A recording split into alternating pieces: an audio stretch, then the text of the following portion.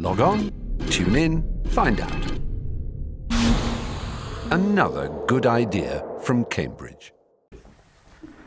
So I'm very grateful to the organizers of this MOS program for offering me a chance to speak here.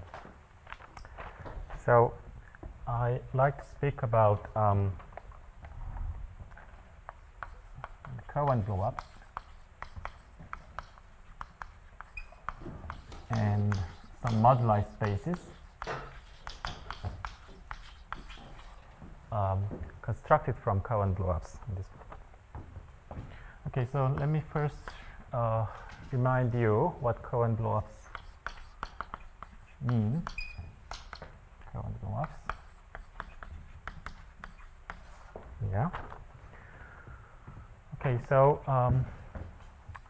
I think many of the people here knows a lot about this, but let me start with the basic. Let's suppose X is a smooth projective variety over the complex number field, and every variety, every scheme, every stack in this talk is defined over C.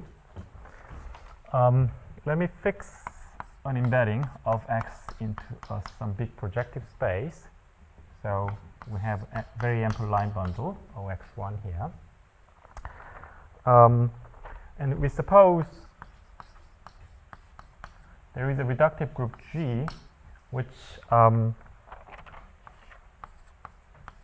is a subgroup of SLN plus 1, and we suppose that X is tree invariant.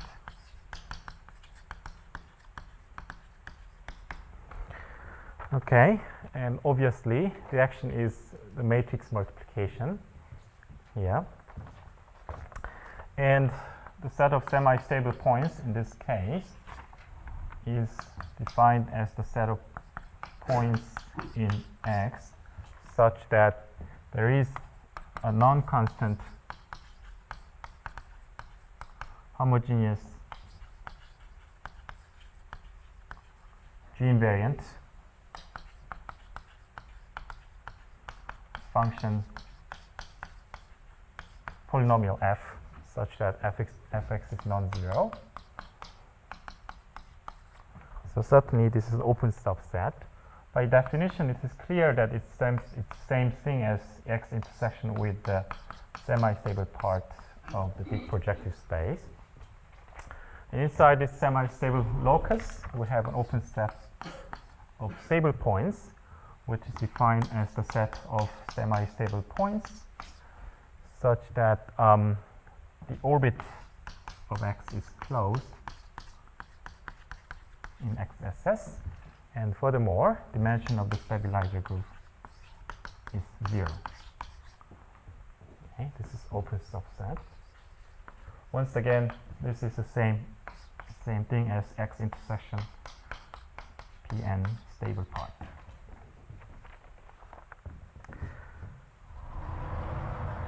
So now, geometric invariant theory quotient of X by G is defined as the product of the direct sum of all sections of X, OXM, and G invariant part. And there is a surjective morphism from the set of semi-stable points to the GIT quotient. And inside here, we have the open set of stable points. And here we have an open set of the orbits of stable points, set of all G orbits in excess. This is surjective morphism here. Okay, so, and furthermore, closed points in the GIT quotient is in one-to-one correspondence with the closed orbits in the set of semi-stable points. Okay. So what I want to talk about is the singularities of the GIT quotient. For that matter,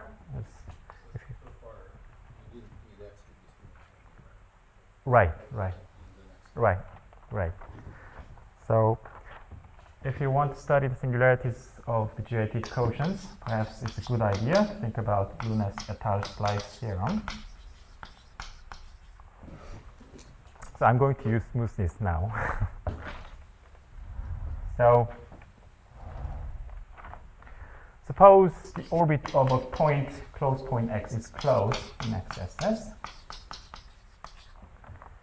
Then the theorem says there is a locally closed subscheme S of X, locally closed. And also, this should be invariant under the action of the stabilizer group, G sub X. This is the stabilizer of the point X. X invariant. Such that the product of G and S, quotient by the action of the stabilizer group, diagonal action of the stabilizer group, action on the right, action on the left, and there is obvious group action, obvious morphism given by the group action to X, and the claim is that this is an et al. Morphism. And also, we can take the GIT quotient of this guy and this guy, so G mod Gx S quotient by G, obviously. This is isomorphic to S quotient by the action of the stabilizer group. And this goes to the semi-stable part, the GIT quotient of X by the action of G, by the universal property, you get a induced morphism, like this. The claim is that this is also et al. So this tells us the local structure. If you want to know the local structure of the GIT quotient, this gives us the local structure. And furthermore, because we assume that X is smooth, there is an et al. Morphism from S to the normal space of the orbits of X inside XSS. And this is et al. At X.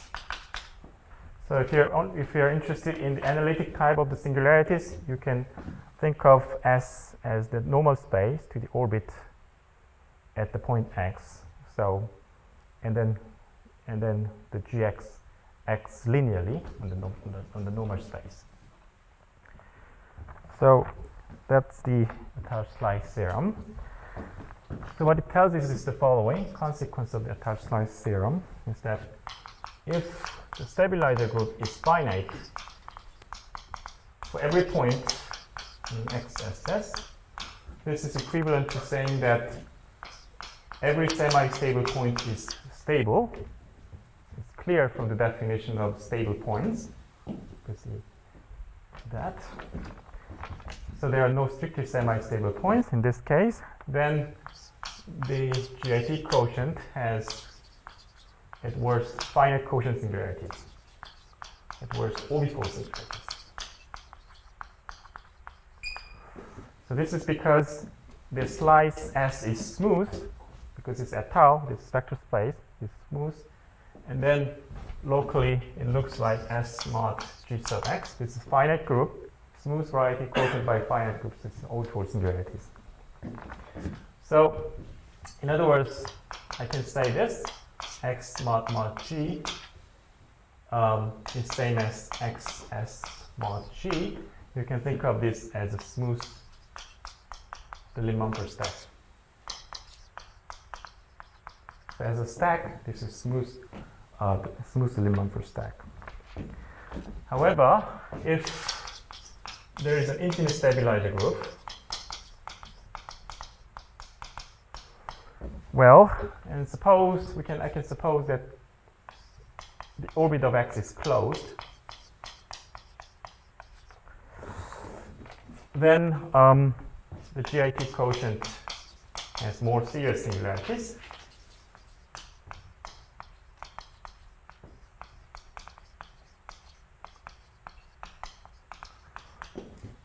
Okay, for example, we can work out some examples here. In the simplest case, where Gx is just C star, and S is just say C2 cross C2 with plus 1 weight and minus 1 weight here. Then obviously our local model is the GIT quotient of the vector space by the action of the stabilizer group. And in this case, this is just a spec of the invariant subring of the affine coordinate ring of this 4-dimensional affine space. That's just C. Let's call the coordinates of this x0, x1, y0, y1. Then the invariant part is generated by x0, y0, x0, y1, x1, y0, and x1, y1. Like this. So this is same as spec of C, 0, 0, Z1, Z2, Z3, quotient by the idea generated by Z0, Z3 minus Z1, Z2. So this is just a cone. This is a cone over the quadric surface P3. P1 cross P1. It's a complex cone over P1 cross P1.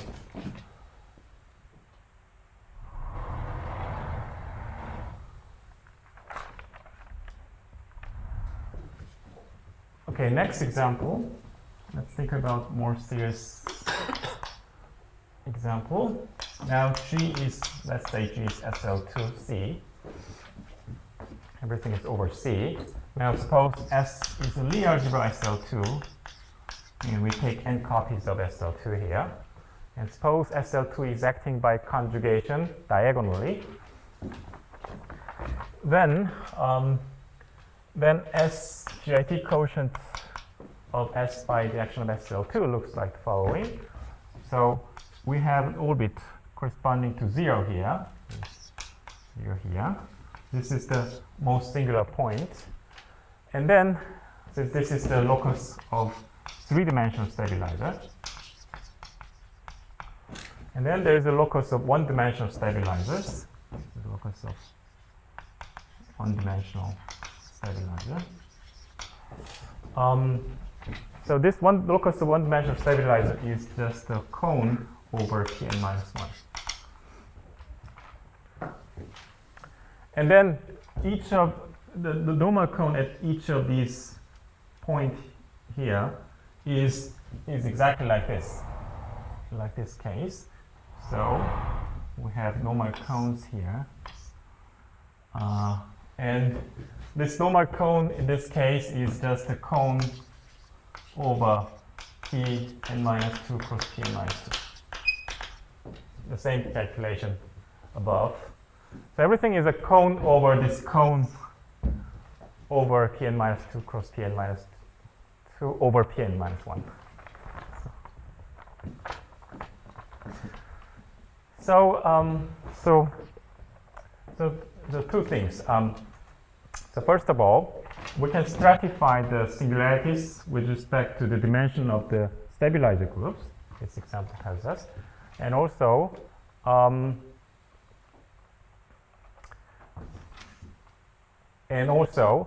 if you have a larger stabilizer groups, it means the singularities are deeper. You get deeper singularities. So what we want to do is to get rid of these singularities by a systematic sequence of blow-ups. That's the purpose of Kirwan blow-ups.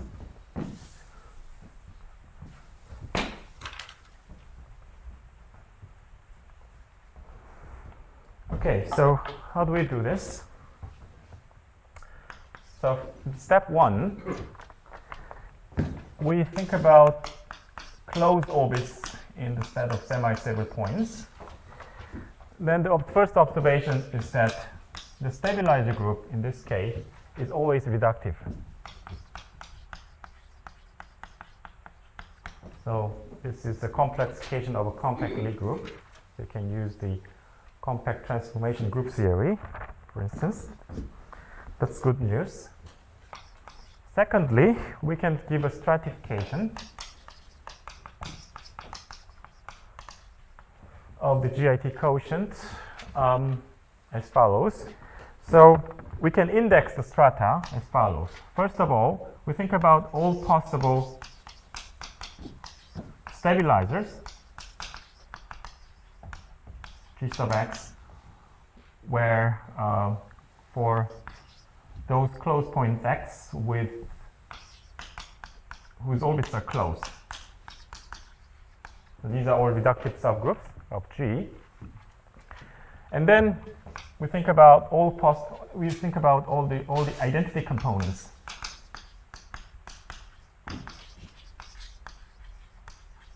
of these stabilizer groups. And then we think about the conjugacy classes.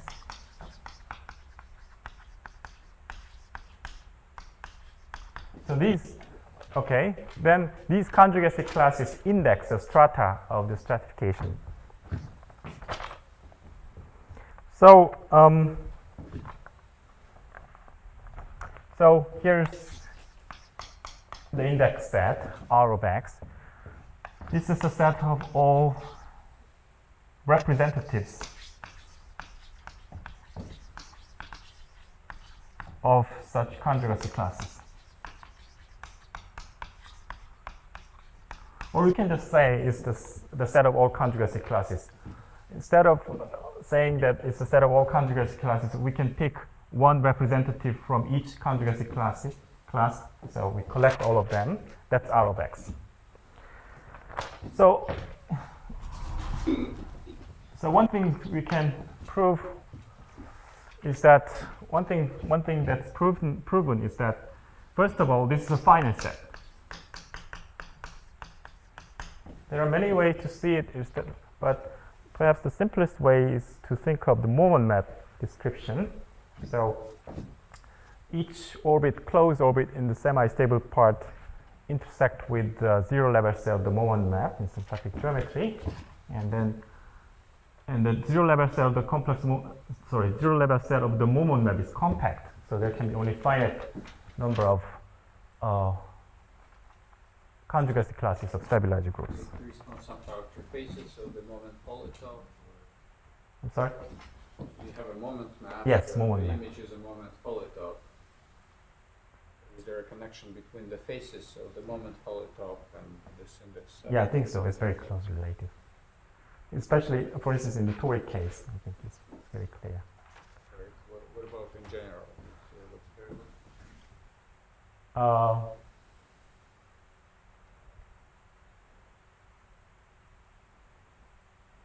For every face, can you have it's slightly such complicated. conjugacy classes? I mean, it's in case when G is not abelian, it's slightly complicated. I mean, first of all, you need to establish the convexity of the moment polytope. What do you mean by convexity of the moment polytope? And I mean, there are a lot of known results in that direction, and we can discuss it later. So anyway, it's not hard to see that it's a finite set, first of all. Secondly, what we want is the case where R of x consists of only the trivial group.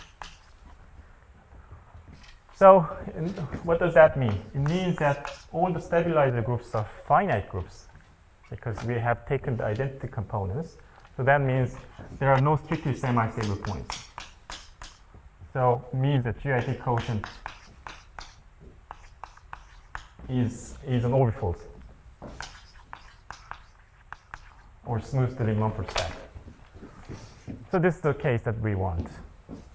So the partial desingularization process is a systematic way of blowing up to make this set trivial.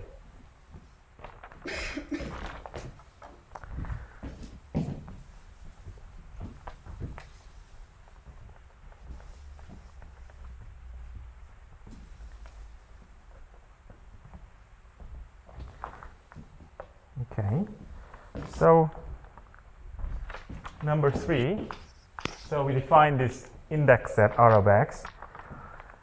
Now, if everything is trivial, then that's good. There's nothing to do.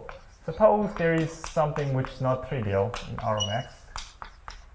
So the theorem is that this is really a stratification locally closed, that the closure of every stratum is a union of such. Right. It's not my theorem, it's Kirwan's theorem. So we choose R such that dimension R is maximal. Okay, so finite set, there should be one whose dimension is maximal. And then we can think about the set of semi-stable points which are fixed by R.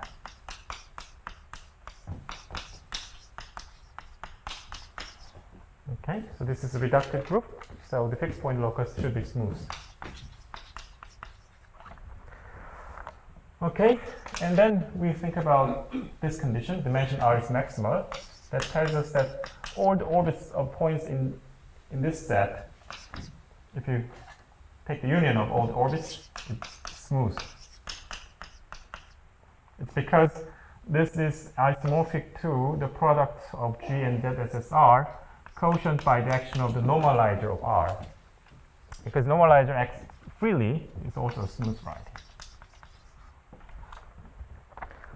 Okay, so that's the observation. Then what we do is that we blow up X along the closure of GZSSR. So this is the algorithm. And let's call it by pi 1. X1 goes to X. This is the blow up map. And then we give the following ample line bundle on X1. We pull back O1 bundle, very ample line bundle to X1. This is not necessarily ample. This is not ample. So we take tensor product with O minus epsilon, the exceptional divisor. This is the exceptional divisor.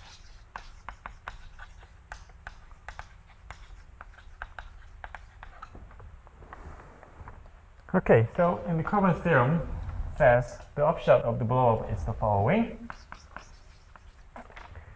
After this blow up, inverse image of the stable part is contained in the stable part of X1, and is certainly contained in the semi-stable part of X1, and that's contained in the inverse image of XSS. Okay, this certainly lies over XSS. Now, on the semi-stable part, the blow center is exactly GZSSR, which is smooth. So this is blow up along GZSSR. This is certainly smooth. So this is really a smooth blow up, and this is also smooth. So if you think about, if you are only interested in the semi-stable part, everything is stable. It's just smooth blow up. Everything is smooth, and blow ups are all smooth blow ups. The other observation is that the distance between the set of semi-stable points and the stable points has been decreased by this blow up. The distance has been decreased by this blow up.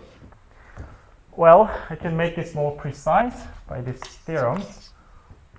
Maybe this is the punchline of this construction.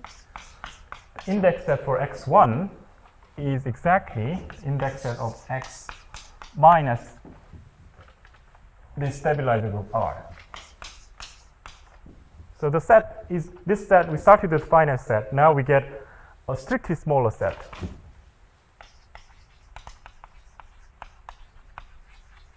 The rule of the game is to make this set trivial. Excuse me, is it possible the same R will occur multiply here and there? Oh, here, this R. Yes, this globe. Yes, exactly. Yes. So this is the punchline. So because this is a finite set, we can repeat this process finite number of times.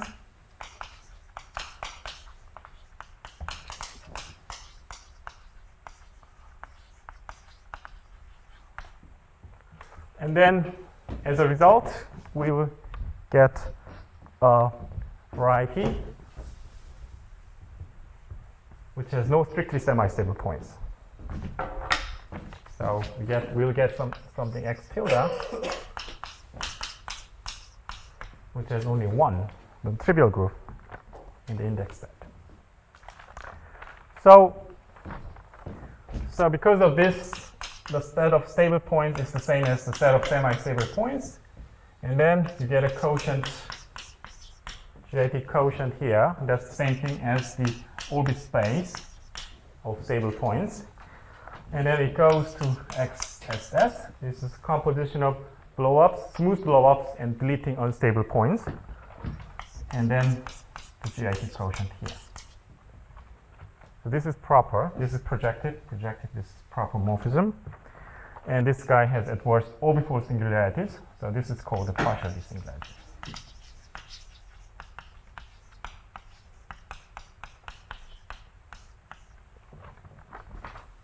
Partial means, I mean, we cannot resolve the orbifold singularities. Okay, so what can we do with this construction? So let me talk about some applications. So this is not quite functorial because you made some choice of maximal R to start with or something? Or is it entirely functorial? I think it's not entirely canonical. So just you choose any conjugacy class, I mean, of maximal dimension. And the maximal dimensional, I mean, if you choose different R, then these two are disjoint. So these blow-ups do not interfere. But so it doesn't matter which order you choose. Exactly, yeah, it doesn't matter. Or you can blow up at the same time.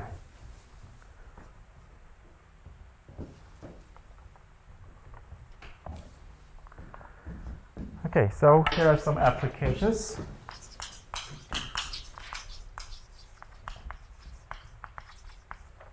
Of this construction. First application was, I mean, perhaps that's why Francis considered this construction. It's the calculation of intersection cohomology of GIT quotients. So the idea is this.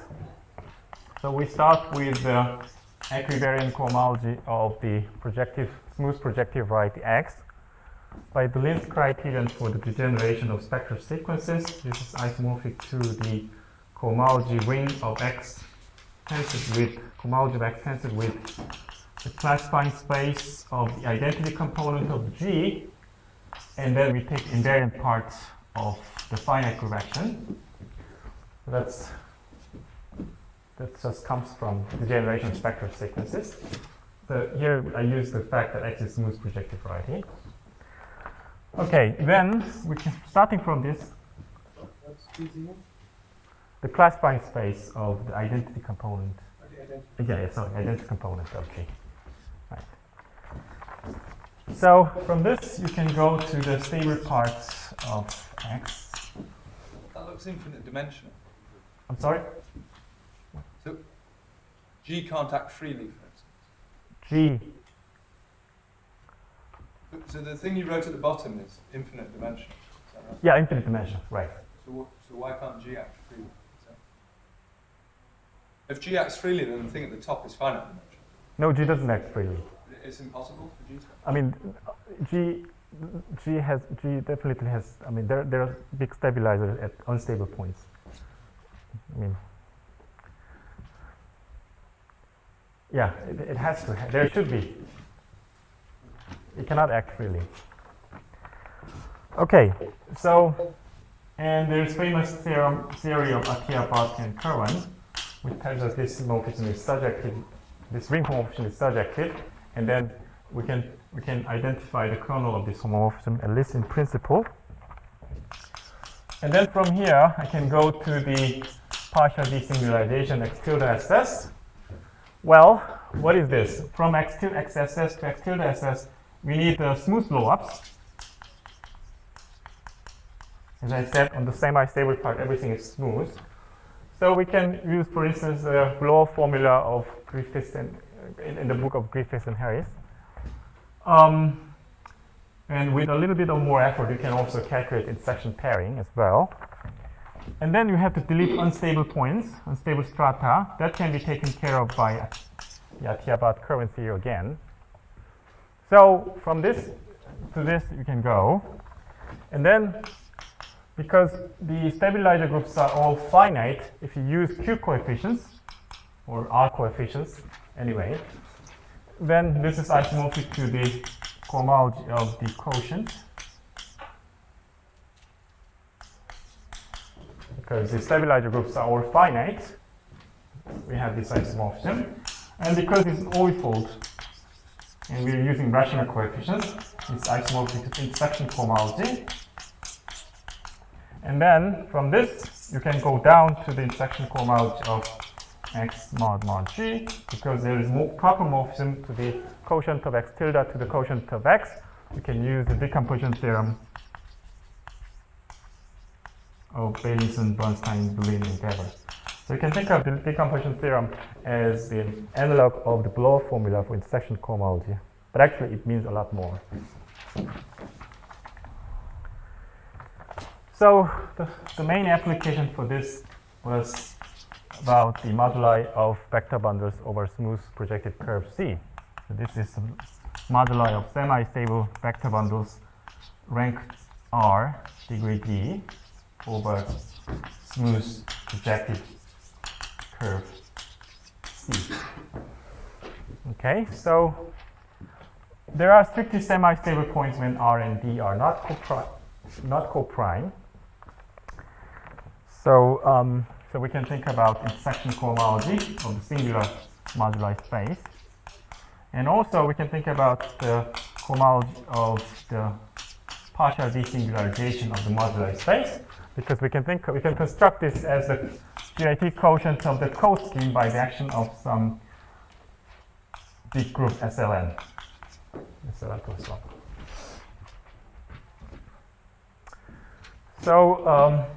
So battery numbers have been calculated by Kirwan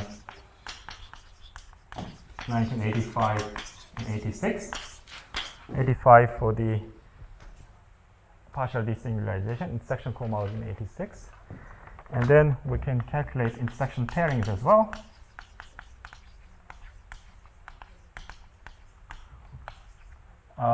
This was achieved in a joint work with Lisa Jeffrey, Francis, myself, and Seoul, 2003 and 2005.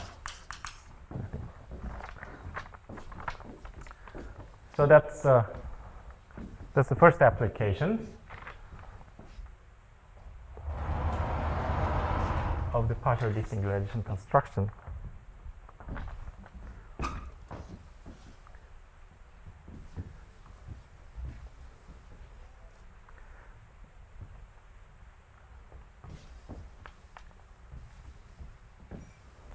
Secondly, so second application is very nice. It's a very nice application by O'Grady of the construction of hyperkähler manifold, construction of holomorphic symplectic manifold.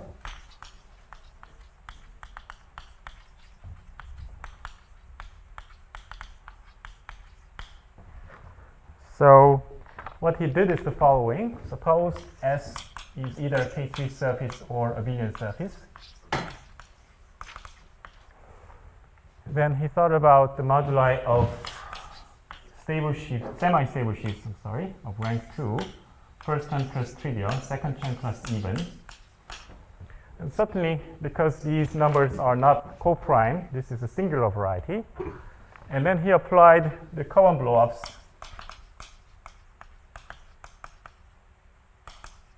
to this moduli space, together with some nice contractions. And he could generate new examples of compact hyperkähler manifolds.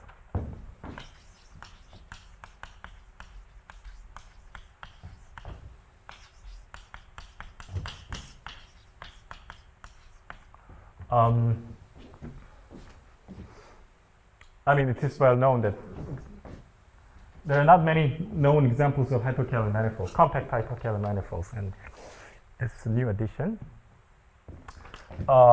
Right. For special choice of second Chern class. For very special choices. Second Chern class, you could construct a new hyperkähler manifold.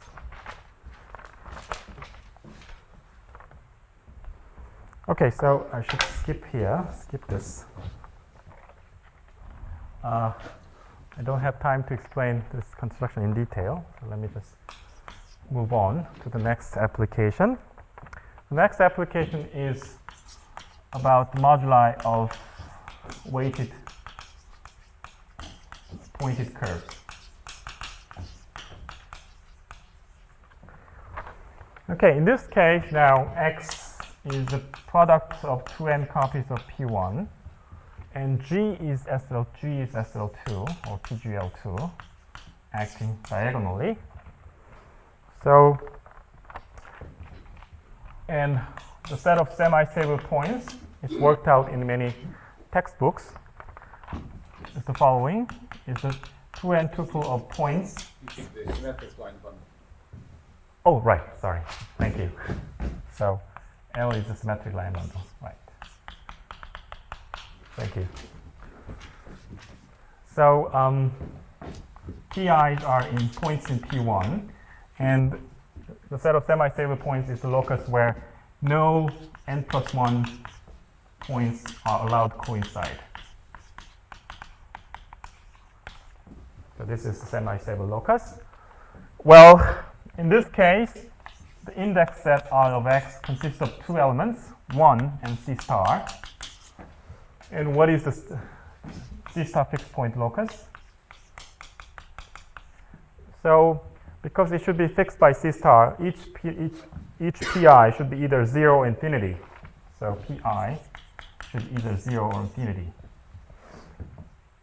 And no n plus 1 points are allowed to coincide. There are only two choices. There are two n points. So obviously, it consists of 2n choose n points. There are only this many points in this set. So the blow-off center for partial desingularization construction, because the normalizer group interchanges 0 and infinity, consists of exactly half 2n choose n orbits in the set of semi-stable points. So we blow up along the union of these orbits, and then you get the partial desingularization.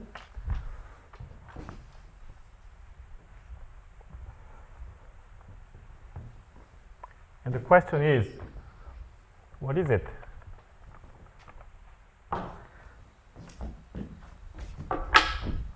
So you have P1, 2n, tilde, blow up, along these orbits, and the quotient bidirectional SL2. So this is partial desingularization. And the question is this a moduli of something?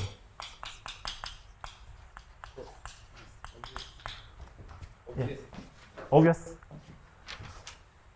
Okay. but obvious things sometimes require proofs. So it's proved in my student's thesis. It's not the main result. It's one of the many results in his thesis. He proved that this partial desingularization is nothing but Hesset's moduli of weighted pointed stable curves of genus 0. I'm sorry? It's increased by epsilon, the weights. Oh, yeah. Okay, so let me just write down what's the definition of this moduli space for other people. So this is the set of all, this is the moduli of all curves. This is the nodal curve, arithmetic genus 0. So there's a tree of P1s. And then there are two endpoints. These are two end smooth points in C, such that, first of all, no endpoints are allowed to coincide. Secondly, stability condition, omega C, the dualizing sheaf of C, sigma 1 over n minus 1 pi should be ample. So this is the moduli. This moduli theoretic interpretation of the partial desingularization. There are more results in this direction. But So you can do the same for other choices of L, right? For any choice of L. Not just for the symmetric. yeah. He's working on this.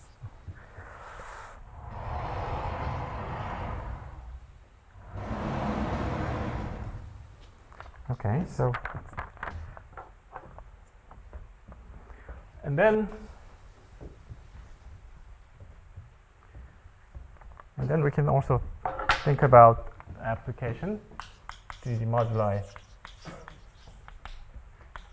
of rational normal curves.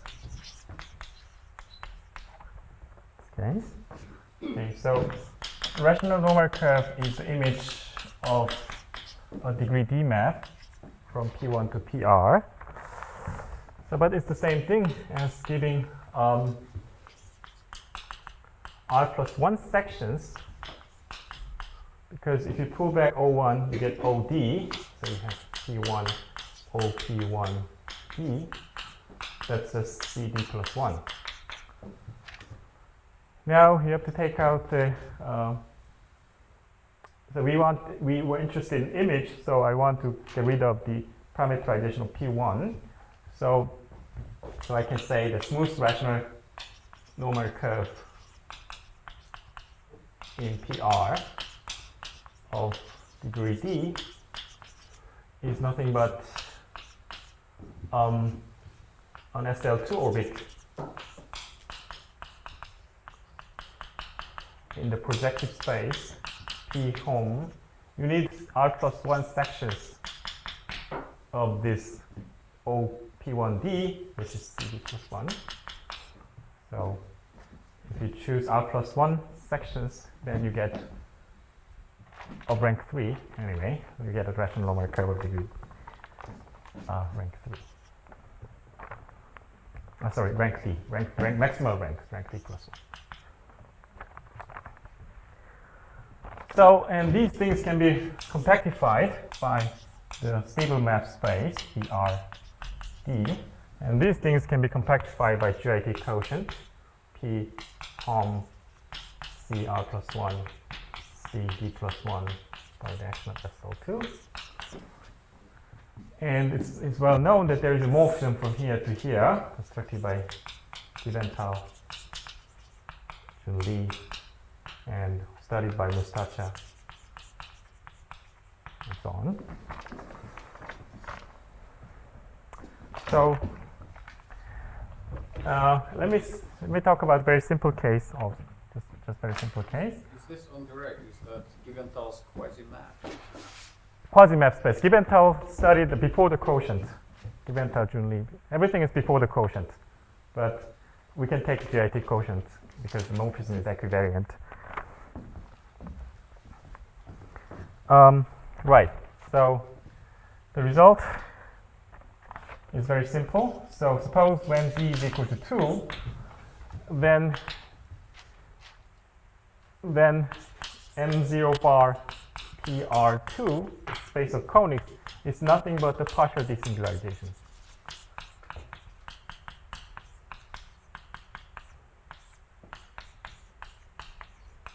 So once again, partial desingularization appears as a moduli of stable maps in this case. So there are similar interpretations for higher degree cases as well, but things are more complicated. Let me just talk about a nice example in this case.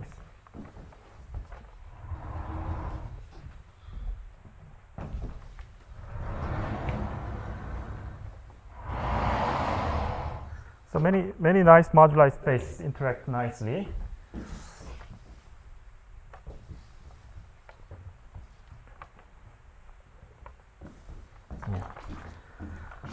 Okay, so for the remaining 15 minutes, let me talk about something new, something that we are currently working on, which it's about deduction of symmetric obstruction theory.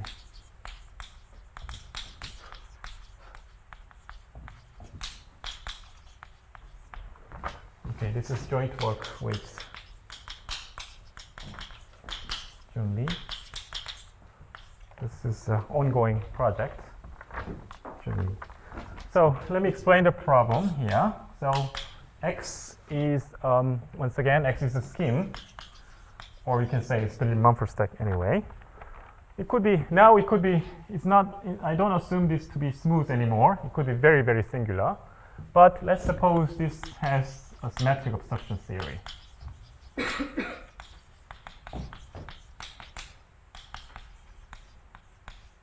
Let's suppose this singular scheme has a symmetric obstruction theory. What does that mean?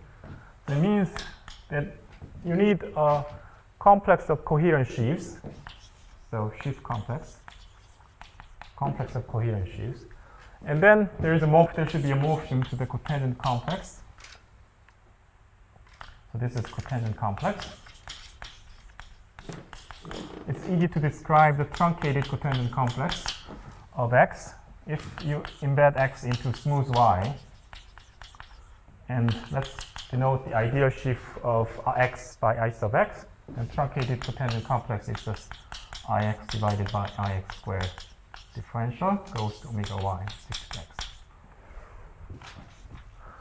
Okay, you need a morphism like this in the derived category, satisfying the following three conditions. First of all, it should be an obstruction theory, which means that H0 of phi should be an isomorphism, H minus 1 of phi. Here is the minus first place, this is the zeroth place. This is surjective. So the H0 gives us tangent space, H minus 1 gives us the dual of the obstruction space. Secondly, it should be perfect, means that locally E should be isomorphic to the two-term complex locally free sheaves. So E should be isomorphic to E minus 1 goes to E0. Two-term complex of locally free sheaves. Thirdly, it should be symmetric, meaning that dual of E should be isomorphic to E shifted by 1. Let's call this isomorphism theta. The theta dual should be isomorphic to theta shifted by 1. Or same, sorry.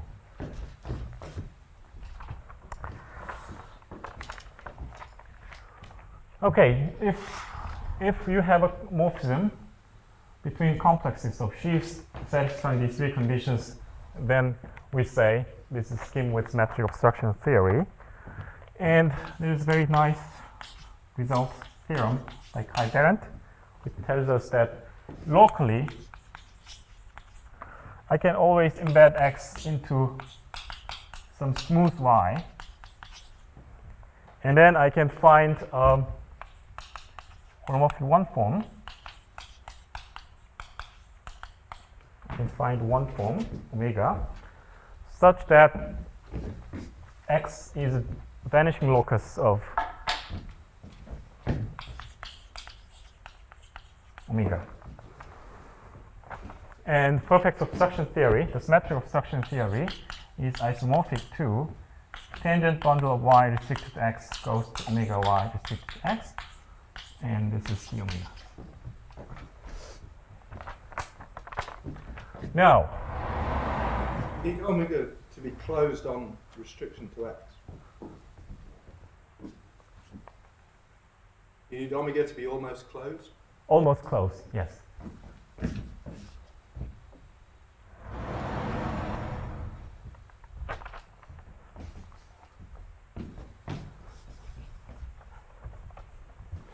So, the problem is the following. Suppose X is the semi-stable part of the projective scheme.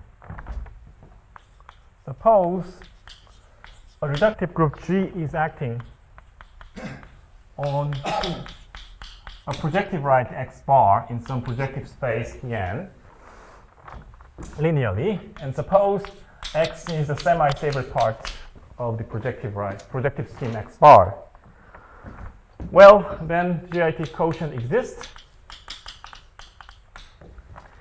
And then we assume locally omega is exact. So we assume locally X is a zero locus of homomorphic one form, and omega is a differential of a function f, which is a regular function y or y G variant. Okay. besides y. This is equivariant embedding. It's smooth.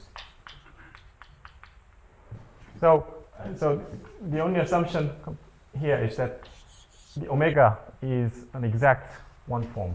So there should be some f like this.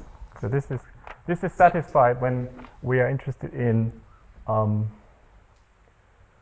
unstable sheaves on Calabi-Yau threefold. This is called Chern-Simons functional.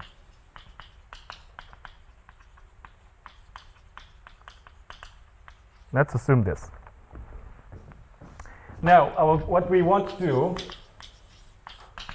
is to find a perfect obstruction theory on the GIT quotient of X. But it doesn't make sense because GIT quotient usually is not even a Deligne-Mumford stack. So we need to apply some kind of Cohen blow-ups to make it a Deligne-Mumford stack first of all. Make it a DM stack by applying blow-ups. And then we want to find the perfect obstruction theory on that. How do you do that? Let's think about a simple case. Suppose there are no strictly semi-stable points in X. Well, then the group action, so that means all the stabilizer groups are finite. So the Lie algebra acts freely. So you have the trivial vector bundle with fiber G. The Lie algebra of G is a sub-vector bundle of tangent bundle of Y. Because the stabilizer groups are all finite. So we can take the dual.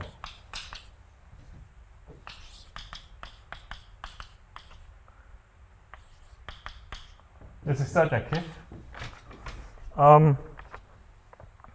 Now, by assumption, f is G invariant. So that means the derivative of f composed with phi should be identically 0. That's more or less the definition of G invariance. Right? So phi is the group action, f is the derivative.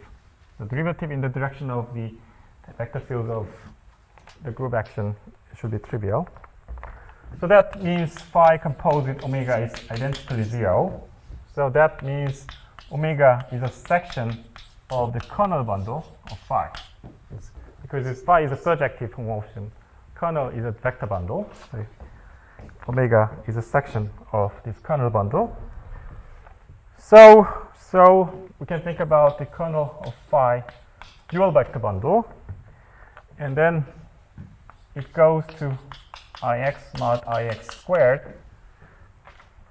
Okay, now X is embedded into smooth Y.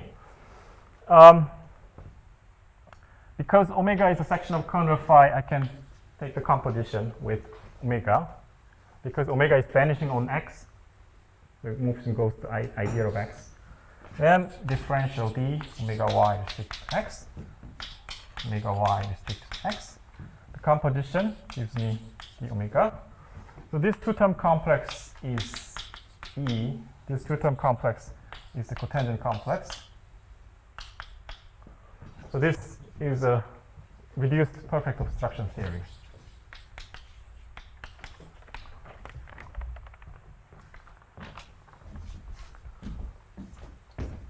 Okay, now I can further reduce the cotangent space, cotangent sheaf, and then that descends to a symmetric obstruction theory on the quotient.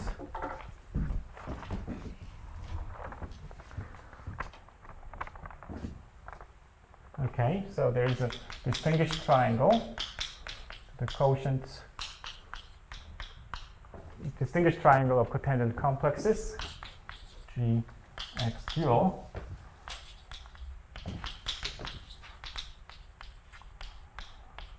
Okay, so then I can effectively get rid of this Gx dual by taking the kernel of phi.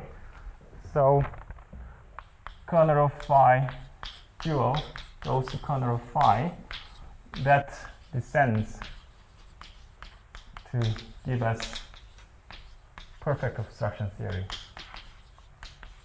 on X mod G. That's fine, that's elementary so far. But what if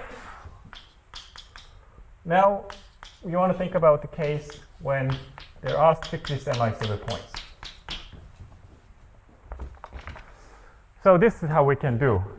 This is how we still how we can get a perfect obstruction theory on the quotient. So we need to use Kirwan blow-ups. Okay, first of all, we need to introduce. I'm sorry, can I ask very quickly? But you're saying the goal is to find the perfect obstruction theory on X tilde mod G. Yeah, some blow-up. Tilde stable is the same as semi-stable, right? Right. You mean suppose that this is a non-trivial blow-up? So first he did the case where there was no blow-up, no Kirwan desingularization. Right. Now he's doing the case where he has to desingularize. Yes, but we're already in this case. Now, on X tilde stable is semi-stable. No. Yeah, but he hasn't got to X tilde. He's only produced it on X.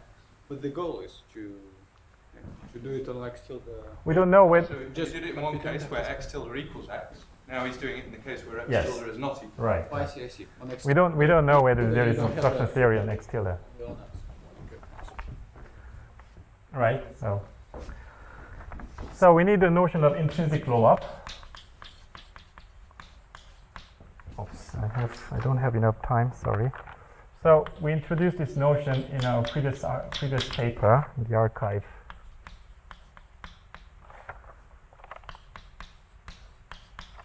And that's introduced for the C-star case when G is only C-star, but the same construction works for arbitrary group G. I'm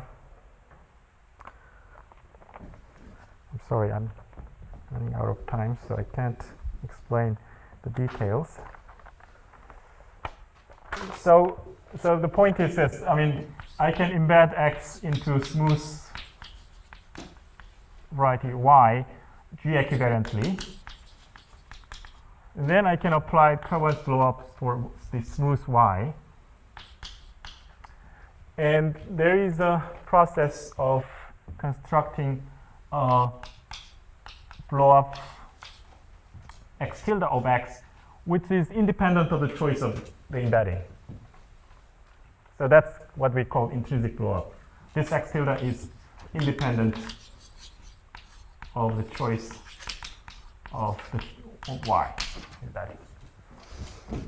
And then, there are also other nice properties of these intrinsic blow-ups. And then we can apply elementary modification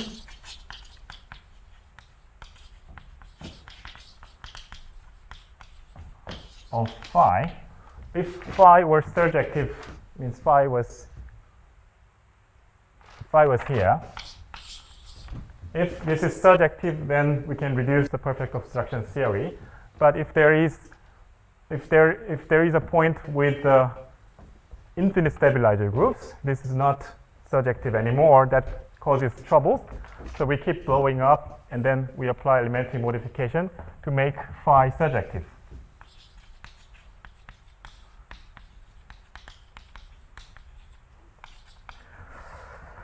So then we are in this situation now. We are in the situation of where there are no strictly semi-stable points, so we can effectively reduce the perfect obstruction theory. So here in the first case, when there are no strictly semi-stable points in X, we obtain the symmetric obstruction theory on the GIT quotient, but it's not necessarily true anymore.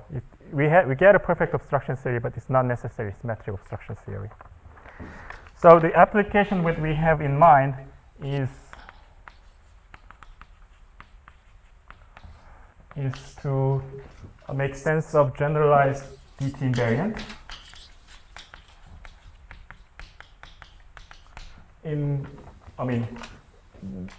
with perfect obstruction theory and virtual fundamental class and so on. And then I think this is done so far, and we are working on wall crossing formulas.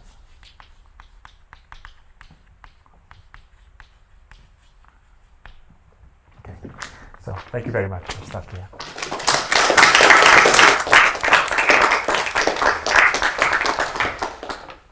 Any questions? Maybe could you say something about one? This is Joyce's stuff. I think it's different. I think we'll get different numbers. So he gets rational numbers. If you have a polystable sheaf or something, he counts it with rational numbers. I think we'll get rational numbers because partial desingularization still has all-equal singularities. So we will get rational But numbers. you think they're different from his? I don't know. We haven't calculated anything, but I don't see any reason why they should be equal. So your construction works in the case your generic sheaves are stable. Generic? I mean, you need a dense set of stable points. We need this stable point. This part is non-empty. We need at least one stable point.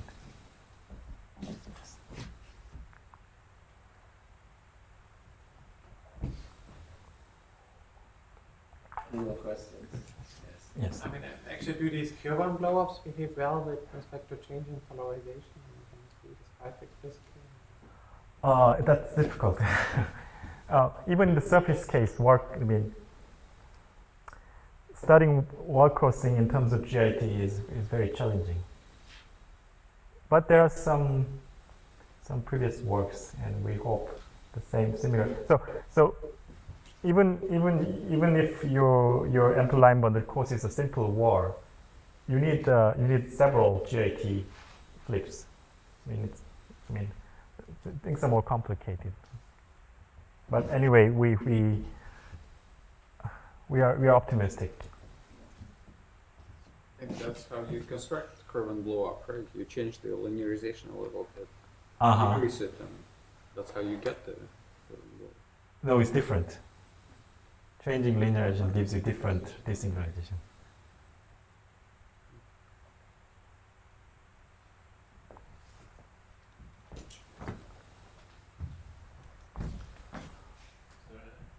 No further questions, then can we thank the speakers? Thank you.